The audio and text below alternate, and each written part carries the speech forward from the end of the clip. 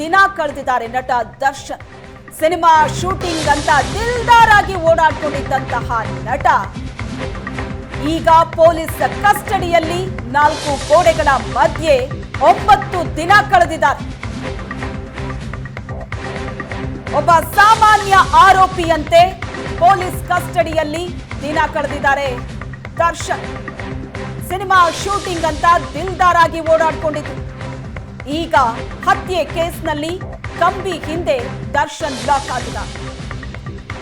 June 11 ಮಂಗಳವಾರ ಬಂಧನವಾಗಿದ್ದ Darshan June 11ರಿಂದ police ಕಸ್ಟಡಿಯಲ್ಲಿದ್ದಾರೆ. Shooting ಅಂತ ಓಡಾಡ್ತಾ ಇದ್ದ ನಟನಿಗೆ ಈಗ ಪೊಲೀಸ್ ಠಾಣೆಯಲ್ಲೇ ವಾಸವಾಗಿದೆ. ಪೊಲೀಸ್ ಕಸ್ಟಡಿಯಲ್ಲಿ ಈಗಾಗಲೇ 9 ದಿನ ಕಳೆದಿದ್ದಾರೆ.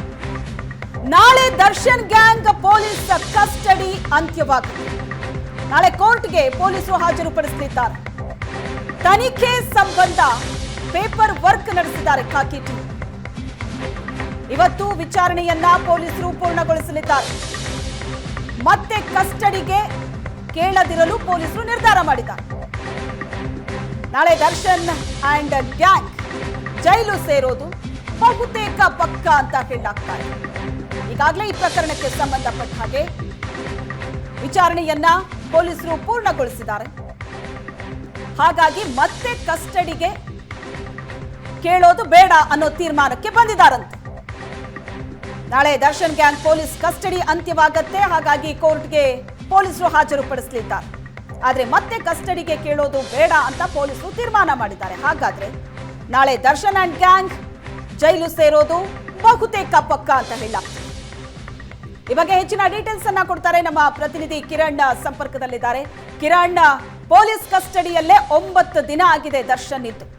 ಈಗ ನಾಳೆ ಪೊಲೀಸ್ ಕಸ್ಟಡಿ ಅಂತ್ಯ ಆಗತ್ತೆ. ವಾಟ್ ನೆಕ್ಸ್ಟ್ ಅಂತ ನೋಡಿದ್ರೆ ಮತ್ತೆ ಕಸ್ಟಡಿಗೆ ಕೇಳೋದು ಬೇಡ ಅನ್ನೋ ತೀರ್ಮಾನಕ್ಕೆ ಪೊಲೀಸರು ಬಂದಿರೋದ್ರಿಂದ ಸೀದಾ ಜೈಲ ಹಾಗಾದ್ರೆ?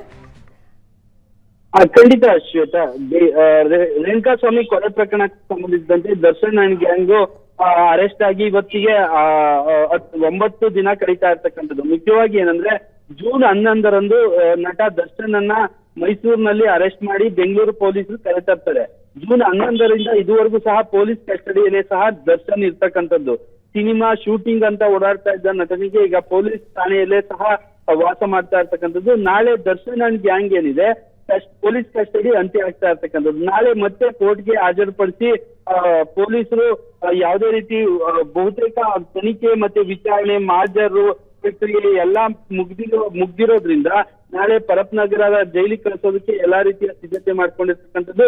ಮತ್ತೆ ಇವರನ್ನ ಕಸ್ಟಡಿಗೆ ಪಡೆಯೋ ಸಾಧ್ಯತೆ ಇಲ್ಲ ಅಂತ ಹೇಳಿ ಪೊಲೀಸ್ ಮೂಲಗಳು ಹೇಳ್ತಾ ಇರ್ತಕ್ಕಂಥದ್ದು.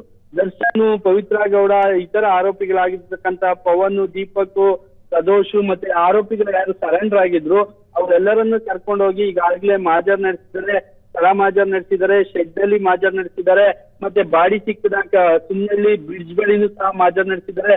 ಚಿತ್ರದುರ್ಗಕ್ಕೆ ಕಿಡ್ನಾಪ್ ಆಗಿದ್ದಂತ ಸ್ಥಳ ಏನಿತ್ತು ಅಲ್ಲಿಗೂ ಸಹ ಕರೆದೊಯ್ದು ಮಾಜರ್ ನಡೆಸಿ ಎಲ್ಲಾ ರೀತಿಯ ಪಂಚನಾಮೆಯನ್ನ ನಡೆಸಿರ್ತಕ್ಕಂಥದ್ದು. ಮತ್ತೆ ಶೆಡ್ ನಲ್ಲಿ ಯಾವ್ಯಾವ ವಸ್ತುಗಳಿಂದ ಹಲ್ಲೆ ಆಗಿತ್ತು, ಲಾಠಿ ಆಗಿರ್ಬೋದು, ಬೆಲ್ಟ್ ಆಗಿರ್ಬೋದು, ದೊಣ್ಣೆ ಆಗಿರ್ಬೋದು ಎಲ್ಲವನ್ನ ಸ್ವೀಕರಿಸಿದ್ದಾರೆ. ಮತ್ತೆ ಅವರು ಉಟ್ಕೊಂಡಿದ್ದಂತ ಬಟ್ಟೆ, ಕೊಲೆ ಮಾಡೋ ಸಂದರ್ಭದಲ್ಲಿ ಅವ್ರು ಹುಟ್ಟಿದ್ದಂತ ಬಟ್ಟೆಯನ್ನೆಲ್ಲ ಸೀಸ್ ಮಾಡಿದ್ದಾರೆ. ನಿನ್ನೆ ಕೂಡ ದರ್ಶನ್ ಮನೆಗೆ ಸಹ ಪೊಲೀಸರು ಪವನ್ ಅನ್ನ ಕರೆದೊಯ್ದು ಅಲ್ಲಿ ಆರೋಪಿಗಳಿಂದ ಸಹ ಕೆಲವು ಬೈಕ್ ಗಳನ್ನ ಸೀಸ್ ಮಾಡಿದ್ದಾರೆ. ಮತ್ತೆ ಶೂಗಳನ್ನ ವಿಜಯಲಕ್ಷ್ಮಿ ಮನೆಯಲ್ಲಿ ಚೆನ್ನಮಂತಿರೆ ಫ್ಲಾಟ್ ಏನಿತ್ತು ಅಲ್ಲಿ ದರ್ಶನ್ ಶೂ ಮತ್ತೆ ಬಟ್ಟೆಯನ್ನ ಸೀಸ್ ಮಾಡಿರ್ತಕ್ಕಂಥದ್ದು.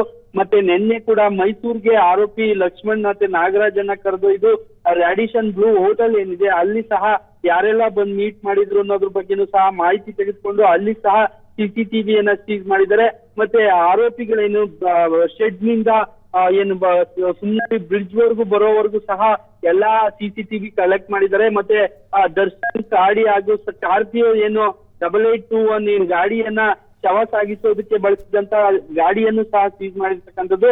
ಹೀಗಾಗಿ ಎಲ್ಲಾ ರೀತಿಯ ಬಹುತೇಕ ತನಿಖೆ ಮತ್ತೆ ವಿಚಾರಣೆ, ಆರೋಪಿಗಳ ಸ್ವ ಹೇಳಿಕೆ ಆಗಿರ್ಬೋದು, ಮತ್ತೆ ದರ್ಶನ್ ಅಂಡ್ ಗ್ಯಾಂಗ್ ಏನಿದ್ದಾರೆ ಅವರ ಮೆಡಿಕಲ್ ಟೆಸ್ಟ್ ಆಗಿರ್ಬೋದು ಎಲ್ಲವೂ ಸಹ ಮುಗ್ದಿರೋದ್ರಿಂದ ನಾಳೆ ಕೋರ್ಟ್ಗೆ ಹಾಜರುಪಡಿಸುತ್ತಾರೆ. ಕೋರ್ಟ್ಗೆ ಹಾಜರುಪಡಿಸಿ ತನಿಖೆ ಬಹುತೇಕ ಮುಕ್ತಾಯ ಆಗಿರ್ತಕ್ಕಂಥದ್ದು. ಹೀಗಾಗಿ ನಾಳೆ ನಟ ದರ್ಶನ್, ಪವಿತ್ರ ಗೌಡ ಸೇರಿದಂತೆ ಎಲ್ಲಾ ಆರೋಪಿಗಳನ್ನ ಪರಪ್ನಗರ ಜೈಲ್ಗೆ ಕಳ್ಸೋದಕ್ಕೆ ಎಲ್ಲಾ ರೀತಿಯ ಸಿದ್ಧತೆಯನ್ನ ಮಾಡ್ಕೊಂತಾ ಇರ್ತಕ್ಕಂಥದ್ದು. ಮತ್ತೆ ಪೇಪರ್ ವರ್ಕ್ ಗಳೇನಿರುತ್ತೆ, ರಿಮ್ಯಾಂಡ್ ಅಪ್ಲಿಕೇಶನ್ ಆಗಿರ್ಬೋದು, ಸ್ಟೇಟ್ಮೆಂಟ್ ಆಗಿರ್ಬೋದು, ಮಾಜರ್ ಕಾಪಿ ಆಗಿರ್ಬೋದು, ಎಲ್ಲವನ್ನ ಸಹ ಕೋರ್ಟ್ಗೆ ಕೇಸ್ ಡೈರಿ ಆಗಿರ್ಬೋದು, ತನಿಖಾ ಪ್ರಗತಿ ಆಗಿರ್ಬೋದು, ಮತ್ತೆ ಪ್ರತಿನಿತ್ಯ ಕಮಿಷನರ್ ಕೂಡ ಮಾನಿಟರಿಂಗ್ ಮಾಡ್ತಾ ಇರ್ತಕ್ಕಂಥದ್ದು. ಈ ಕೇಸ್ಗೆ ಸ್ಟೇಷನ್ ಬಂದು ಎಲ್ಲಾ ಮಾಹಿತಿಯನ್ನ ತೆಗೆದುಕೊಂತಾ ಇದ್ದಾರೆ.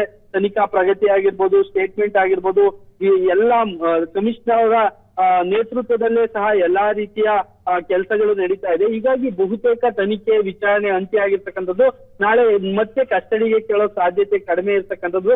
ಅವರನ್ನ ಪರಪ್ಪನಗರದ ಜೈಲಿಗೆ ಕಳಿಸೋದಕ್ಕೆ ಎಲ್ಲಾ ರೀತಿಯ ಪೇಪರ್ ವರ್ಕ್ ಮಾಡ್ತಾ ಇರ್ತಕ್ಕಂಥದ್ದು. ಥ್ಯಾಂಕ್ ಯು ಕಿರಣ್, ನಿಮ್ಮೆಲ್ಲ ಡೀಟೇಲ್ಸ್ಗೆ.